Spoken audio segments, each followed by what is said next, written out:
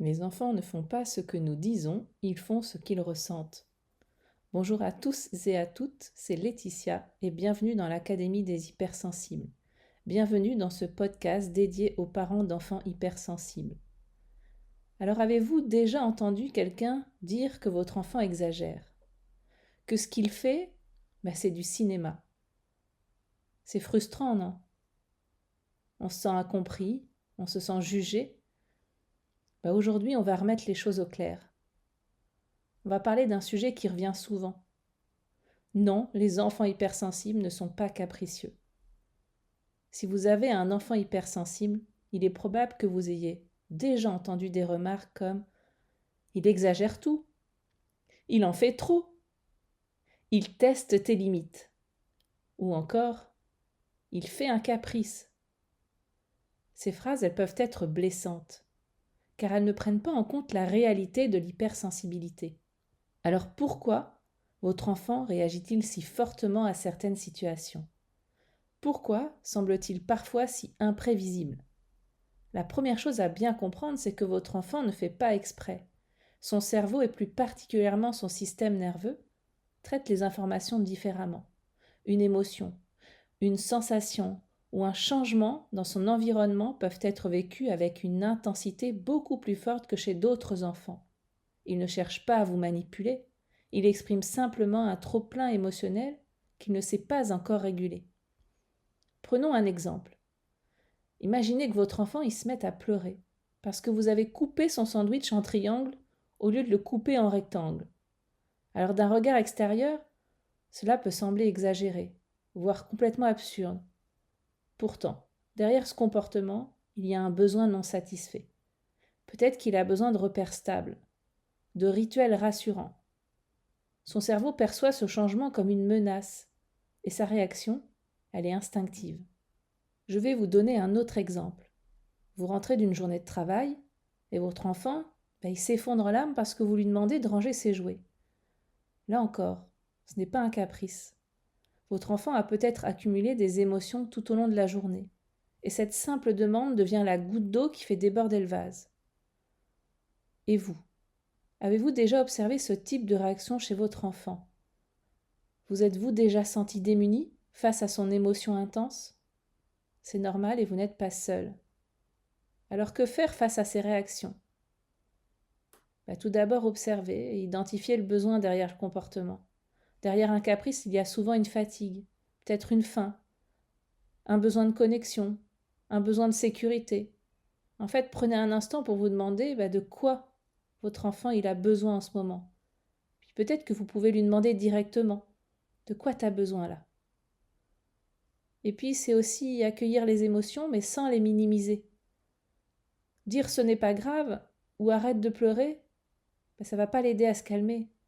À la place, je vous conseille de lui dire je vois que c'est difficile pour toi et je suis là si tu as besoin. L'idée ici est d'être un miroir bienveillant pour votre enfant. Lorsqu'un enfant se sent compris, il peut plus facilement retrouver son calme. C'est comme un adulte qui, après une journée compliquée, a juste besoin d'être écouté, plutôt que de recevoir des conseils immédiatement.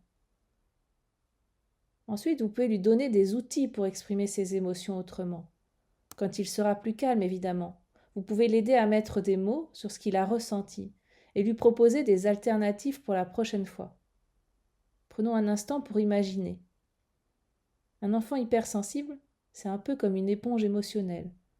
Il absorbe tout, les bruits, les tensions, les émotions des autres. Parfois, il n'a même pas conscience de ce qu'il affecte tant. Il ressent juste un trop-plein qui finit par exploser. Alors comment l'aider à mieux gérer cela? D'abord en l'aidant à nommer ses émotions. Vous pouvez lui dire « j'ai l'impression que tu es triste » ou on dirait que tu es frustré. Donner un nom aux émotions, c'est déjà leur donner une existence et puis de permettre à votre enfant de mieux les comprendre. Ensuite, en lui proposant des moyens d'apaiser ce trop-plein. Certains enfants vont aimer dessiner pour exprimer ce qu'ils ressentent. D'autres auront besoin de bouger, de courir ou de sauter sur un trampoline pour évacuer cette surcharge émotionnelle. Enfin, et c'est sans doute le plus important, en lui offrant un cadre sécurisant et prévisible.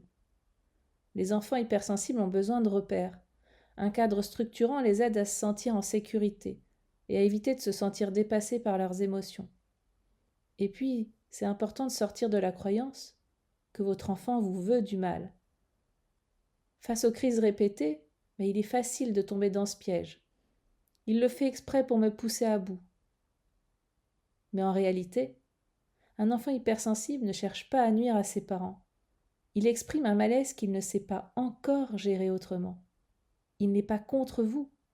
Il est avec vous dans cette tempête émotionnelle. Alors changer de perspective permet de réagir avec plus de patience et puis d'empathie. Puis se rappeler que nous aussi, en tant que parents, nous avons besoin de prendre soin de nous. Être parent d'un enfant hypersensible peut être un vrai défi. Et cela demande une grande patience, une écoute constante et une capacité à gérer nos propres émotions. Alors n'oublions pas de nous accorder aussi des moments de pause, de respiration, pour éviter d'être submergés à votre tour. Et puis il y a un autre défi pour les parents d'enfants hypersensibles. C'est le regard des autres. C'est la famille, ce sont les amis, les enseignants. Certains peuvent penser que vous êtes trop laxiste, que vous cédez aux caprices, que vous devriez être plus ferme.